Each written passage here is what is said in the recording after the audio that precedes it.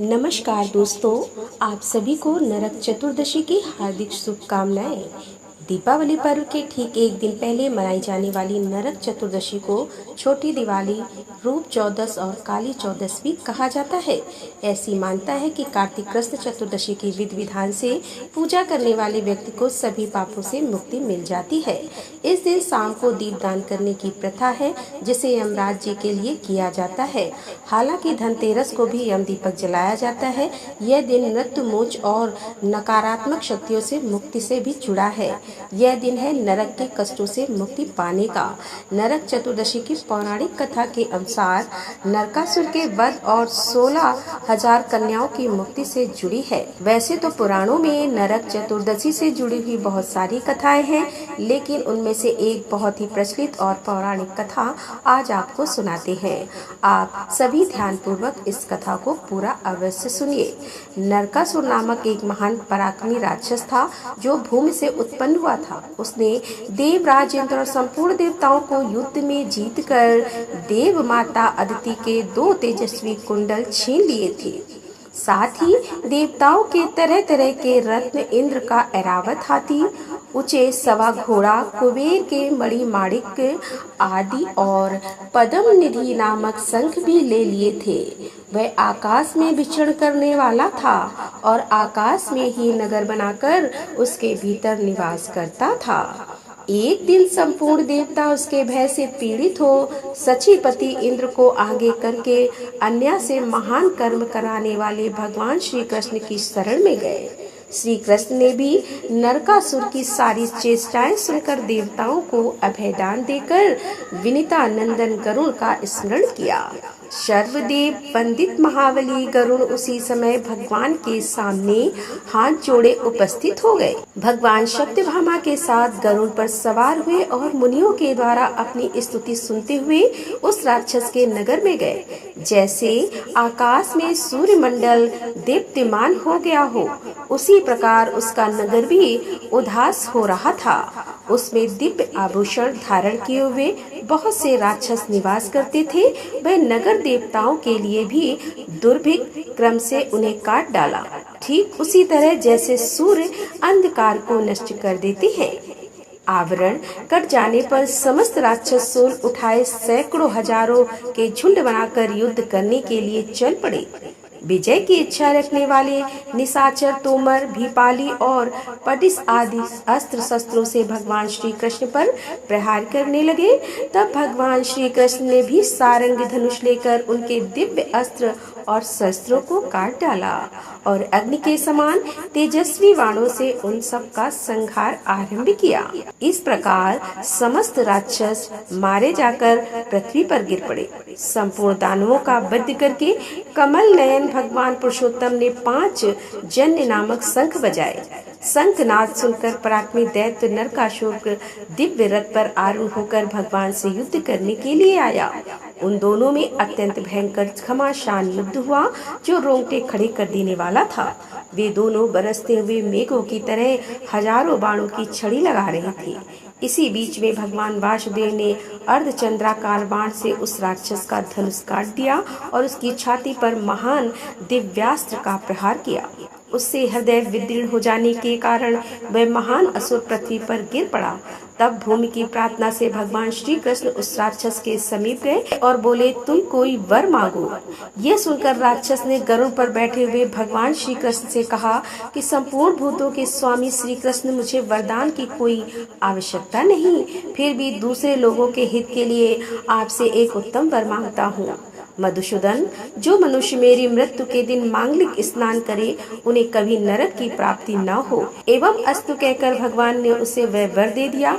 नरकासुर ने ब्रह्मा और शिव आदि देवताओं द्वारा पूजित वज्र और वैदुर मणि से बने हुए नूपुर से सुशोभित और शरद काल के खिले हुए कमल के समान कोमल भगवान चरणों का दर्शन करते हुए अपने प्राणों का परित्याग किया और श्री हरि का सारू भी प्राप्त कर लिया। इसके बाद देवता और महर्षि आनंद मगन होकर भगवान के ऊपर फूलों की वर्षा और स्तुति करने लगे। इसके बाद कमल नयन भगवान श्री कृष्ण ने नरकासुर के नगर में प्रवेश किया और उसने बलपूर्वक जो देवताओं का धन लूट लिया था वह सब उन्हें वापस कर दिया। देव माता अदिति के दोनों कुंडल, उच्च सवा घोड़ा, ऐरावत हाथी और दीप्तिमान मणिमय पर्वत, ये सारी वस्तुएं भगवान ने इंद्र को दे दी।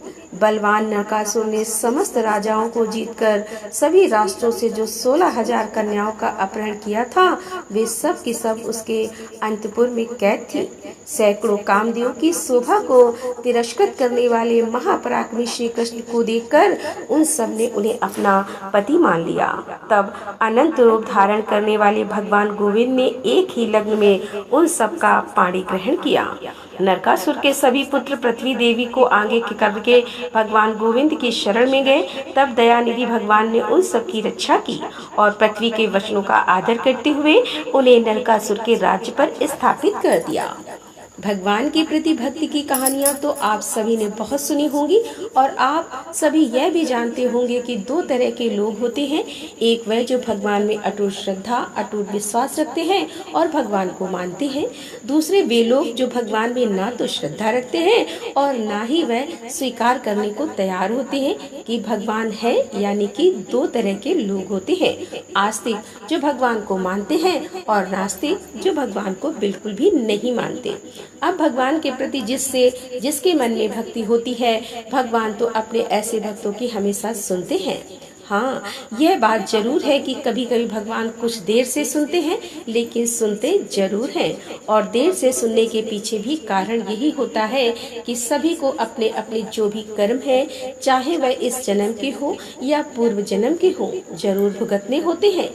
अगर पूर्व जन्म में हमने बहुत पाप किए हों और इस जन्म में हम केवल भगवान में ही रमे हुए हों, तो भगवान की ही भक्ति कर रहे हों, तो इस जन्म में हमने कोई पाप ही नहीं किए हों, तब भी हमें इस जन्म में अपने पूर्व जन्म के पापों का फल भोगना पड़ेगा। और भगवान भी जब तक हमारे पाप पुण्य का हिसाब किताब बराबर नहीं हो जाता, तब तक अपनी कृपा करते ही नहीं है। ऐसे ही एक कहानी है एक बूढ़े बाबा की। एक बूढ़े बाबा जो अपने पूरे जीवन भर सिर्फ राम नाम जपते रहे, भगवान की भक्ति करते रहे और अब वे बूढ़े हो चुके थे। सिर्फ बूढ़े ही नहीं हुए थे, बल्कि इतने कमजोर हो चुके थे कि अब वह बिना किसी की सहायता के अपनी जगह से हिल-डुल भी नहीं सकते थे, उठ भी नहीं सकते थे। ऐसी स्थिति में भी उन्होंने अपने मुंह से राम नाम को अपने से अलग नहीं होने दिया। कष्ट चाहे कितना भी था, बुढ़ापा उन्हें चाहे कितना भी सता रहा था, लेकिन उनके मन में राम नाम और हृदय में भक्ति बराबर जगी हुई थी। सारा दिन बिस्तर पर पड़े पड़े वह बूढ़े बाबा बस राम राम नाम जपते रहते और राम नाम लेने के कारण उन्हें अपनी तकलीफों को बर्दाश्त करने की शक्ति भी मिल रही थी। वह बूढ़े बाबा इतने कमजोर हो गए थे कि इतने निशक्त हो गए थे कि अपने नित्य कर्म भी वे अकेले उठकर नहीं कर सकते थे। उनके परिवार में उनके 2 बेटे भी थे, तो वे ही उनके नित्य कर्म करने में उनकी सहायता किया करते थे। जब बीमारी के कारण, बुढ़ापे के कारण बूढ़े बाबा बिस्तर से लग गए, तब शुरुआत में तो उनके बेटे बिना कुछ कहे खुद अपने बूढ़े पिता की सहायता कर दिया करते थे। लेकिन फिर धीरे धीरे यह हुआ कि जब उनके पिता उन्हें आवाज लगाकर बुलाते तब वे आते। फिर धीरे धीरे यह होने लगा कि कई आवाजें लगाने के बाद वे उनकी सहायता करने के लिए आते। इस प्रकार जैसे तैसे समय बीतता गया और अब तो वे 4-5 बार आवाज लगाने के बाद भी बड़ी मुश्किल से आते और यहाँ तक कि कभी कभी रात के समय बूढ़े बाबा को उनकी सहायता की आवश्यकता होती तो वे बुलाने पर भी नहीं आते। अब हालात ऐसे चले थे कि अक्सर बूढ़े बाबा अपना बिस्तर ही गंदा कर दिया करते थे। यह बुढ़ापा कुछ ऐसा ही होता है। कभी कभी इस बुढ़ापे के कारण ऐसे ऐसे दिन देखने पड़ते हैं जो शायद कभी किसी ने सोचा भी नहीं होगा। बूढ़े बाबा असहाय हो चुके थे, सिर्फ अपने बेटों के और अपने भगवान के भरोसे बिस्तर पर पड़े हुए थे। आवाज लगाते लगाते बूढ़े बाबा का गला सूख जाया करता और जब तक उनके बेटों से उन्हें सहायता नहीं मिलती तब तक वे ऐसे ही गंदे बिस्तर में पड़े रहते। बुढ़ापा और कमजोरी बढ़ती जा रही थी। बूढ़े बाबा की नजरें भी अब कमजोर हो चुकी थी। इतनी बदहाली में भी बूढ़े बाबा ने अगर किसी का साथ नहीं छोड़ा था तो वह था राम नाम का जाप। मन में ओठों पर हर समय सिर्फ राम नाम बसा रहता था। एक दिन की बात है, बूढ़े बाबा को शौच करना था। अक्सर बिस्तर गंदा हुआ देखकर उनके बेटे भी उन्हें डांटने और फटकारने लगते थे। एक दिन की बात है कि बूढ़े बाबा को शौच जाना था। उन्होंने किसी प्रकार से हिम्मत बटोर कर किसी तरह अपने बेटों को आवाज लगाई। आवाज लगाते ही अगले ही पल किसी ने उनका हाथ बड़ी कोमलता से पकड़ लिया और उन्हें बड़े आराम से नित्यकर्म करवाकर उनके बिस्तर पर लिटा भी दिया। बूढ़े बाबा की नजरें बहुत कमजोर हो चुकी थी। उन्हें यह भी नहीं दिखाई देता था कि सामने जो उनकी मदद कर रहा है वह उनका कौन सा बेटा है। कानों ने भी अब साथ छोड़ दिया था। उन्हें सुनाई भी बहुत कम पड़ता था। बूढ़े बाबा को बड़ा आराम मिला। अब तो हर दिन का यह काम हो गया कि जब भी बूढ़े बाबा आवाज लगाते, अगले ही पल उनकी सहायता करने के लिए कोई आ जाता और उनके सारे काम कराकर वहां से चुपचाप चला भी जाता। बूढ़े बाबा की नजरें और कान दोनों ही बूढ़ी हो चुकी थी, कमजोर हो चुकी थी। न उन्हें ठीक से दिखाई देता था, न सुनाई देता था। लेकिन बूढ़े बाबा इतना सब कुछ होने के बाद भी इतना तो समझ रहे थे कि एक बार आवाज लगाने पर ही आने वाला उनका कोई बेटा तो नहीं हो सकता और ना ही यह स्पर्श उनके बेटों का था। आखिरकार यह कौन है? फिर एक दिन जब बूढ़े बाबा ने अपने नित्य कर्म करने के लिए अपने बेटों से सहायता मांगी तो अगले पल फिर से वही मुलायम हाथों वाला स्पर्श उन्हें महसूस हुआ। सारा काम खत्म करने के बाद बूढ़े बाबा ने आखिरकार उस व्यक्ति का हाथ पकड़ लिया और उससे पूछा कि बताओ तुम कौन हो? आज मुझे सच सच बताओ, तुम कौन हो? क्यों मेरी सहायता करते हो?